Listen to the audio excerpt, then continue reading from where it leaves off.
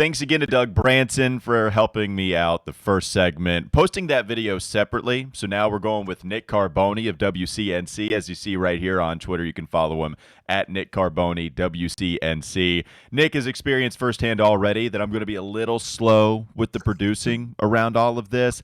We can joke about how we don't need Doug, but to be honest with you, he's got a lot of power when it comes to the production stuff, and he knows it. And it's a problem when Doug Branson has power. So, look, as long as we try to keep this as much of a secret as possible, I think we'll be okay going forward.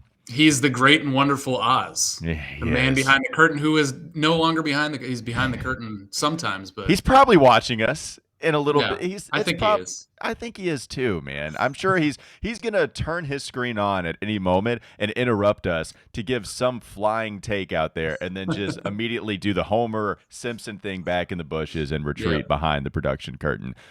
Nick, Hornets lose to the Utah Jazz. It wasn't nearly as bad as it was against Portland. It wasn't nearly as poor of a performance as it was against the Phoenix Suns. Utah, a very good basketball team. We just talked about how you couldn't capitalize on a poor shooting night from Utah, which is unfortunate. But at least the defense was better. At least LaMelo Ball, Terry Rozier, they gave you some chances down the line in this game in the fourth quarter. You felt better about the effort, which is something you needed to see. Like, you couldn't come away with another embarrassing performance on the defensive end of the floor in 4 of the last 5 games. I mean, even against the Spurs, you gave up 115. Yeah. Happier about what you got against Utah last night. Still, you're 1-4 on this road trip. Danger of going 1-5 against Denver, and that would be the second bad West Coast road trip of the season so far for the Hornets. Yeah, I think as happy as you can be with a loss, especially when you talk about the Portland game, the Phoenix game, the Dallas game. This, to me, the Hornets were kind of just like grabbing at the Jazz heels at the end of the game, and the Jazz ultimately slip away. But to me, it wasn't so much about the end of the game. Again, it was about the beginning of the game when they score 16 points in the first quarter and give up 35. All of that good defense started to come around end of the second half. Then the offense starts to pick it up end of the second, defense end of the first half, offense end of the second half.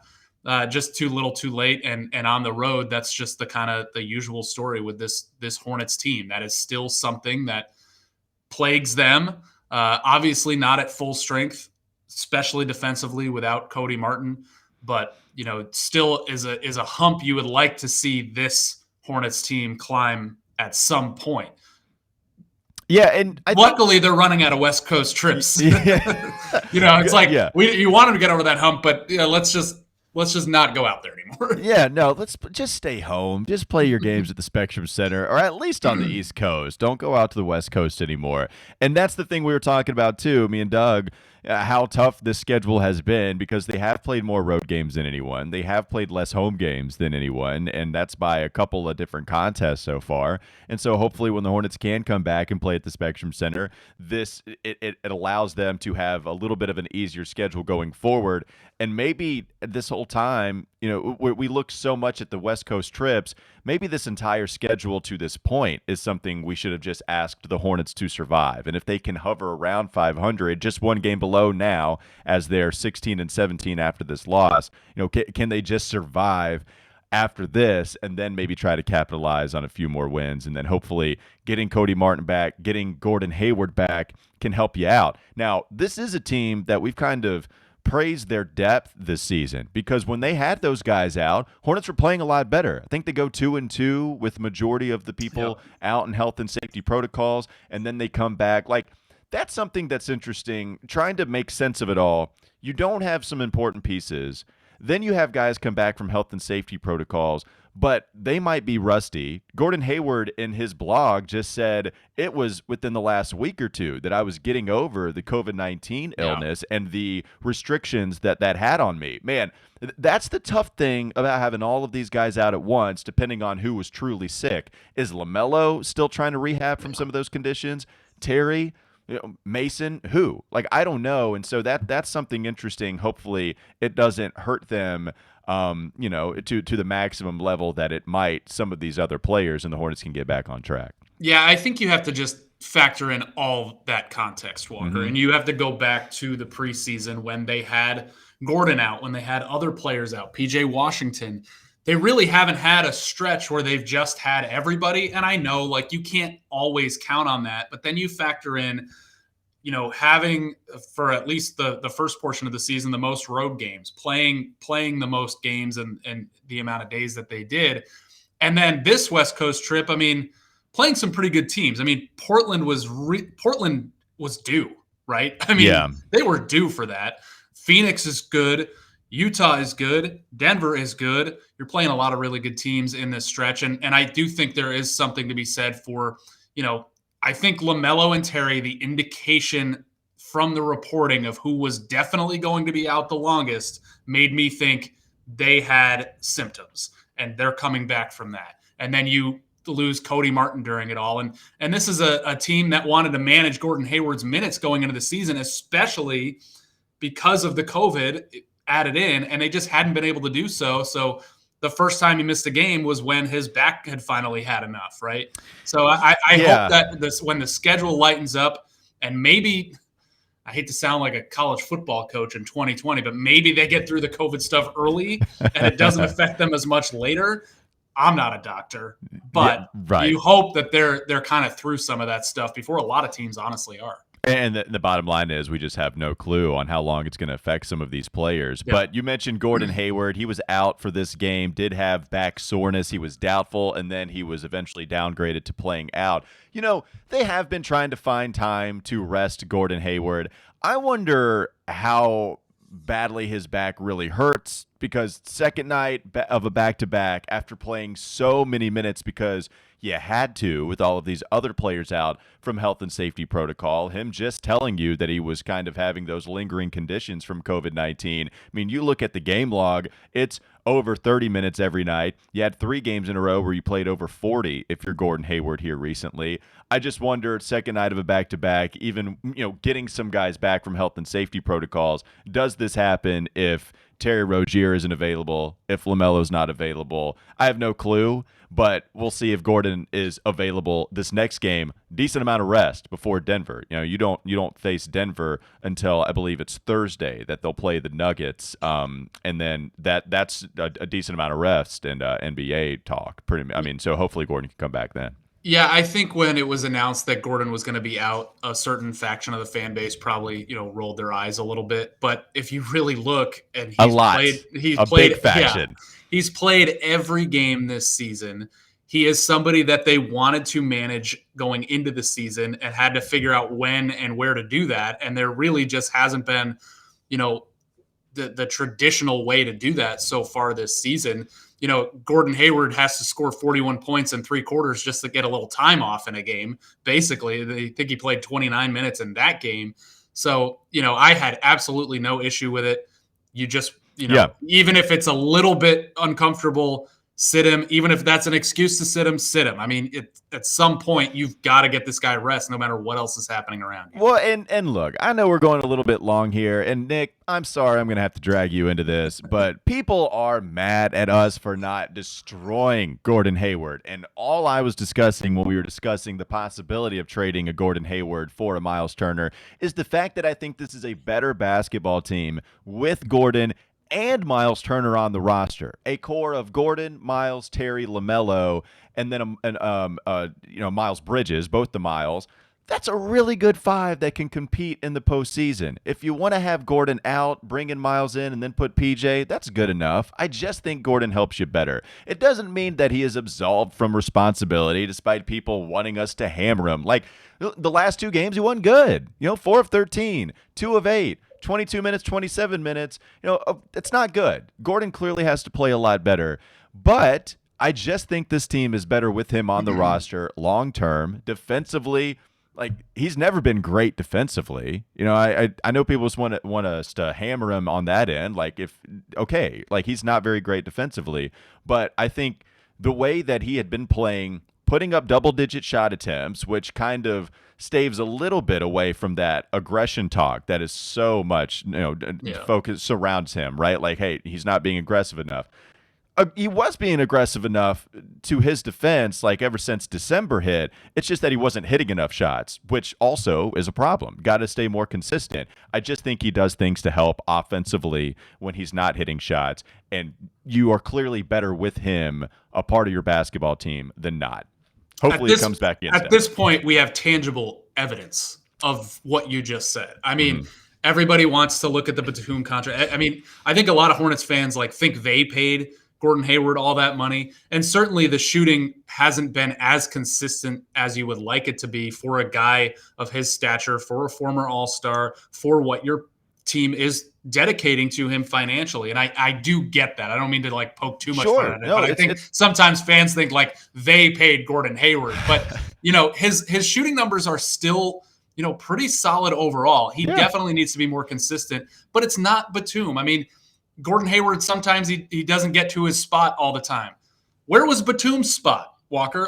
In the corner. Not doing anything. It's not the same. He doesn't disappear from the game in every facet the way Nick Batum did, especially towards the end of his tenure here. So I don't think I would love them to bring Miles Turner in here. I am on that train, but I don't think Gordon Hayward needs to be part of the package. I agree. If you wanted to, I wouldn't be up in arms. I would understand it, but I just think the best overall scenario is the fact that both of them can be on the roster.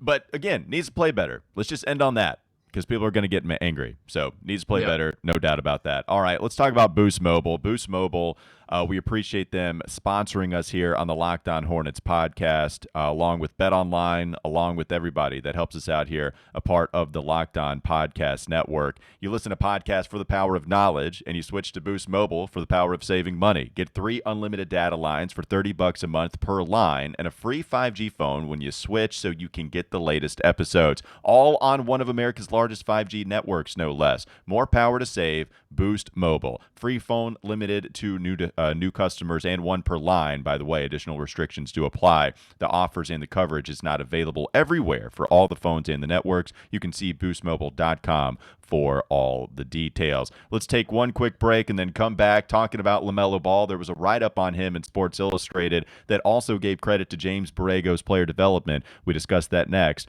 on the Locked On Hornets podcast.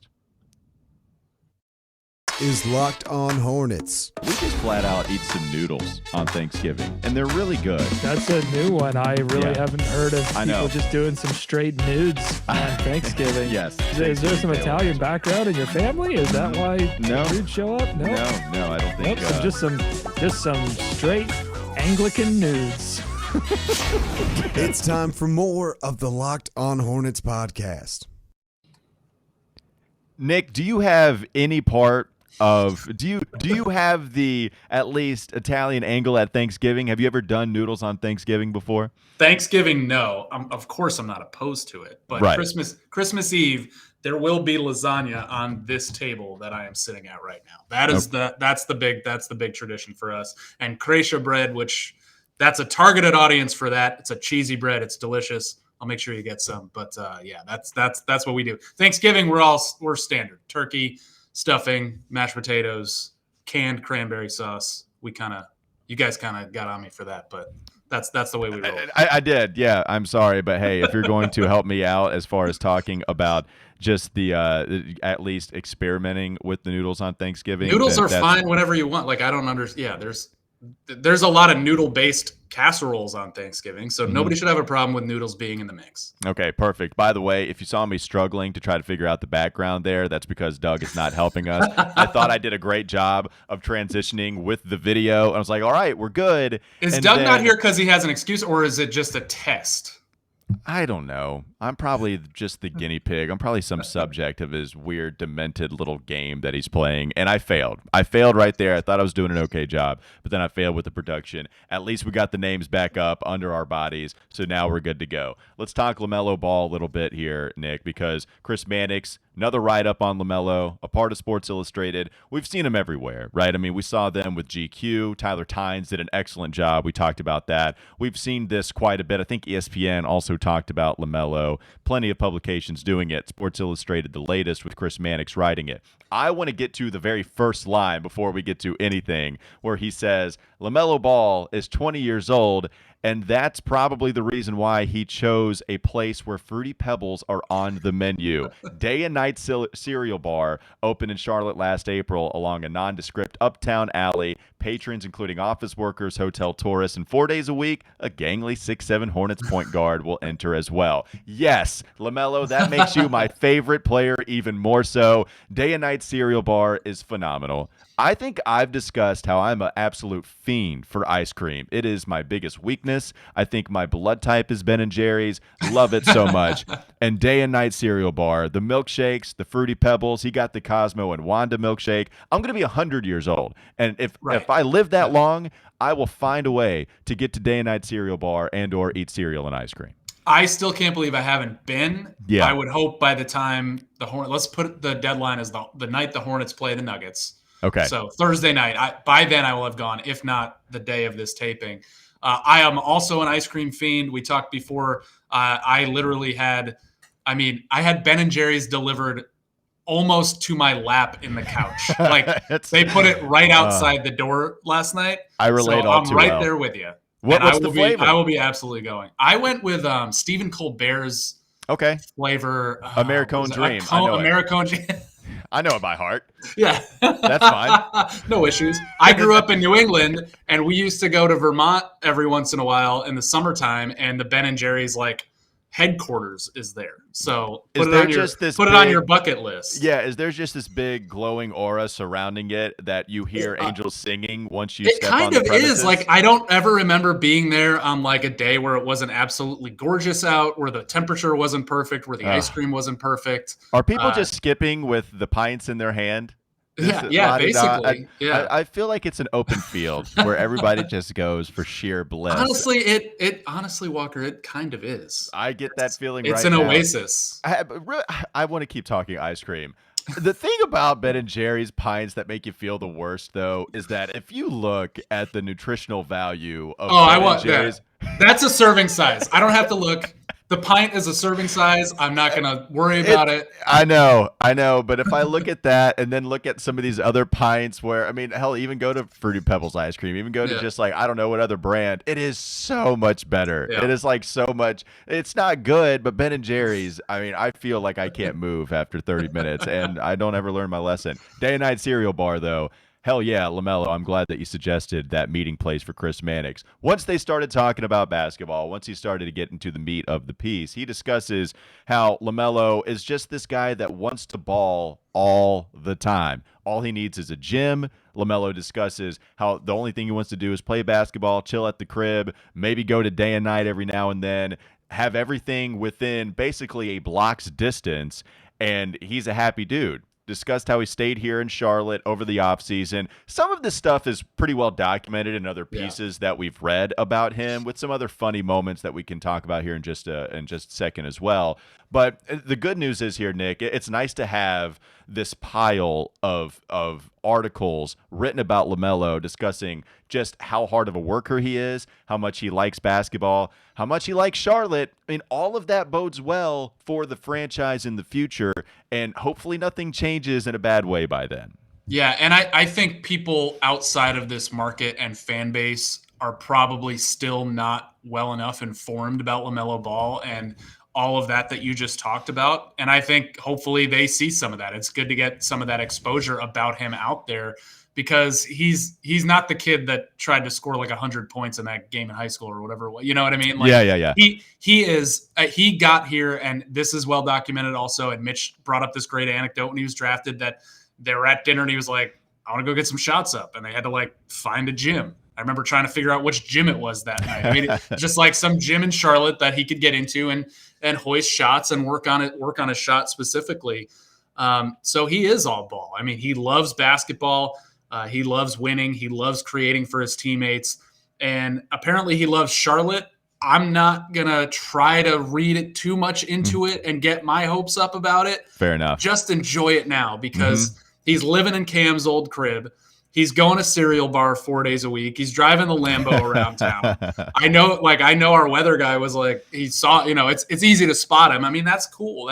It's a celebrity all-star caliber NBA player in this city who's only getting better and apparently loves it here. and we should enjoy that. One other thing I wanted to talk about, too, I thought this was a great line from LaVar Ball himself. So the way that Chris Mannix sets up this article is, do you think that LaMelo is just this cocky kid coming in entitled? Not the case. All he wants to do is play basketball. Do you think that he comes in nervous? Whatever. Just that's how he kind of puts it up there. And this is one of the other paragraphs. Looking for traces of the bombastic personality his father, LaVar, often showcases? Ask LaMelo, one of the most gifted passers in a generation, to deconstruct some of his jaw-dropping assists and receive a quizzical look. He says, I'm just making it up. I see someone, I throw it, whatever comes to mind. Not necessarily bragging about how great he is doing that, even though extremely confident. Like, we know LaMelo thinks he's the best, wears number one for a reason, all of that. But one of the things that he gives credit to is his father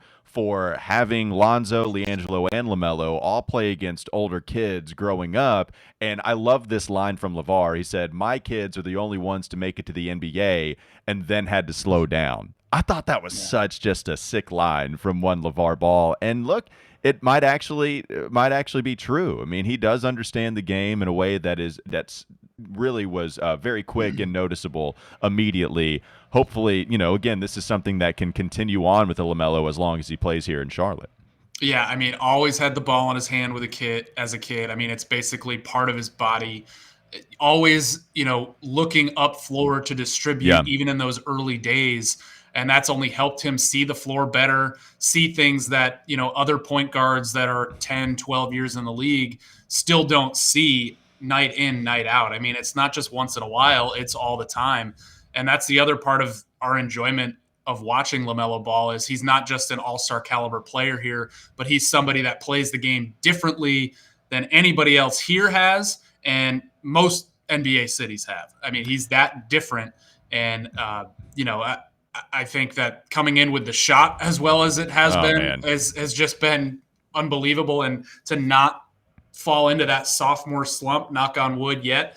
And the rebounding too. I mean, the rebounding to ignite the offense the way they want to play it.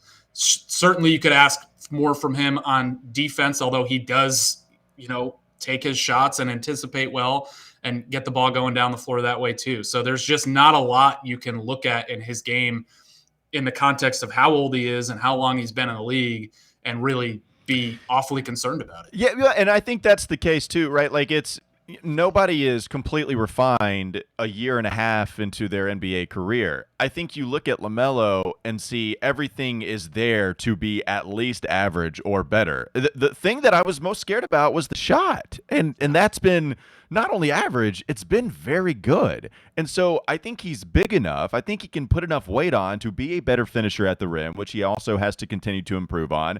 Defensive instincts are there. It's all about just having the discipline to stay in your spot, put a little more effort at times in rather than just kind of swipe at the basketball. But the effort, it's not like he's a lazy basketball player by any means. It's just the kind of cognizant, I need to be focused on this end, and it's just staying engaged. Every rookie goes through it. Maybe Evan Mobley is the only one. Like every rookie goes through it. And so I think that's what you love about having LaMelo. You know that the potential for a ton of different facets of the game is right there in the third overall pick. It's also nice to see a Mitch Kupchak get this right, having LaMelo fall to three, pull the trigger on him, on top of doing such a good job of developing the players, along with James Borrego helping in that case too. And that's what Chris Mannix talked about in this article as well. Borrego kind of taking a chapter and really learning how to develop players from the Spurs organization. It helped with Devontae. It helped with a ton of different players. Saw Jalen McDaniels miss his first shot very late in the game last night on this attempted kind of weird alley-oop exchange, but before that went 6 of 6 from the field. Like that's just the latest example. Before that, it was Cody Martin getting deserved praise for the way that he's played. To develop players and then get your star, I mean, you're set up well, and now you just got to keep chipping away. Yeah, and the next step for LaMelo individually is, and it comes with playing a lot in the league and playing in a lot of big games and a lot of crunch time minutes, is kind of being able to command those minutes, at least on the offensive end of the floor, to put his teammates in positions to succeed every time and to take over in those moments if he needs to. I mean, I think he's done some of that, but that's kind of the next step for him. And I think the next step as a franchise is to figure out what the pieces are to go get, when to go get them, and to kind of fit this all together, but it helps to have a player like LaMelo to be able to do that with. All right, I think the neighbor is mowing the lawn at 12 p.m. Well, on a Ollie Tuesday. hasn't barked today. I don't know, so he's quiet. It's my turn to have some kind of disruption go on. I'd much rather have a dog barking and see Ollie than have the annoying sound of a lawnmower in the background. You know, good for them for having a lawn that grows at this time of year, because mine, I'm just like, oh yeah, I'll see you in March, What's maybe going April. on? Like, are they weed whacking? I don't know what they're doing back there, but it's something that's interfering. And so we'll end it there. Nick Carboni, WCNC. You see it right there on YouTube if you're watching. If you're not, then you can catch him on Twitter at Nick Carboni, WCNC. Thanks for making Locked On Hornets your first listen every day. Make your second listen Locked On Bets, your daily one-stop shop for all your gambling needs. Locked On Bets. It's hosted by your boy Q with expert analysis and insight from Lee Sterling. It's free and available on all platforms. Have a great rest of your day. We'll be back with you tomorrow.